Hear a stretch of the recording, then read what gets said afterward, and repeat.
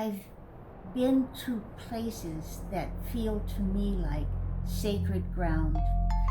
This summer we were in New Mexico, and we went to Chaco Canyon, and there I definitely experienced holy ground. I felt as though I could almost see the spirits of those who lived there at one time. It's a very magical place. When I was in college, I got involved with the Pentecostal folks. People laid on hands, and I had a vision of God being like a father in a throne almost. And then I was the little girl, and this was my father. It started before the Big Bang. It is very filled with meaning now. It will go beyond our wildest imaginations into the future. And it holds everything in the cosmos together in a grand interconnectedness. You never know when you're going to run into it. It's present all the time.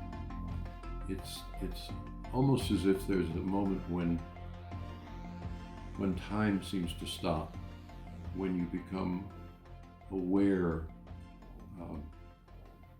that something has been going on all the time that you've been alive, and at that moment you simply can sense that you are in the midst of this thing, and then it's gone. Eternity is here and now in the present moment, which also is linked with the past moments and all the 84 years of my life, and also is attentive in some way, kind of mysteriously, to what's coming next, or the moments yet to come. Eternity is now. It's ever before and it's ever after. How I will experience eternity or any of us, I have no idea. I was in the college chapel for a Sunday service, and for some reason I began thinking about my astronomy course. I imagined what it might be like to be standing out in space looking at these galaxies, and seeing them turn as if time was speeded up for you, or you were slowed down. And as I imagined it, it seemed as if they kept going faster and faster.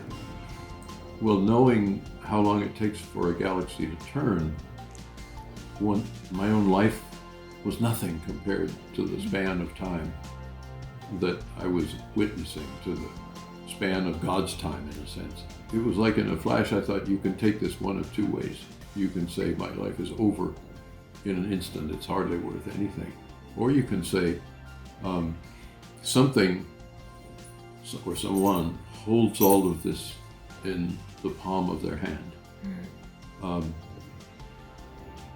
And I got the strangest feeling that if I wanted to, I could step onto the palm of that hand.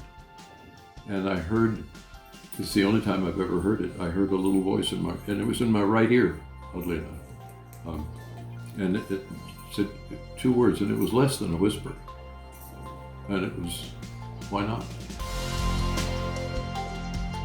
One of my early religious experiences of being on holy ground was at summer camp. I was 16 years old.